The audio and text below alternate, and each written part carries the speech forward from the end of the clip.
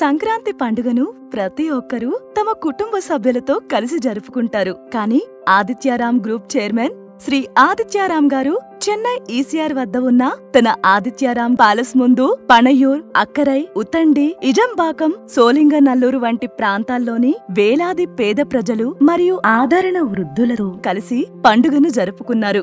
కులమత భేదాలు లేకుండా వారికి ఉత్తమ నాణ్యమైన బియ్యం మరియు సంక్రాంతి పండుగ వంటలకు అవసరమైన సరుకులు, వస్తువులను పంపిణీ చేసి వారు పండుగను ఆనందంగా జరుపుకునేలా పండుగ శుభాకాంక్షలు తెలిపారు.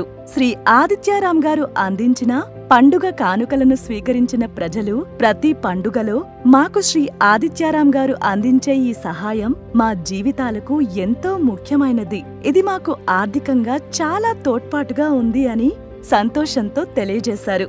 వారు తమ కృతజ్ఞతలు తెలియజేస్తూ ఆయనకు ధన్యవాదాలు చెప్పారు. శ్రీ ఆదిత్యారాం గారు మాట్లాడుతూ తాను వేలాది మందికి వివిధ మార్గాల్లో సహాయం చేయటానికి ప్రధాన కారణం వివిధ పోరాటాలను అధిగమించిన తరువాత మాత్రమే ప్రస్తుతం బాధపడుతున్న వివిధ వ్యక్తులకు సహాయం చేసే స్థితికి ఎదిగానని అన్నారు. ఇది మాత్రమే కాదు, నేను సహాయం చేస్తూనే ఉంటాను చివరి వరకు, నాకు వీలైనంత ఎక్కువ మందికి అన్నారు.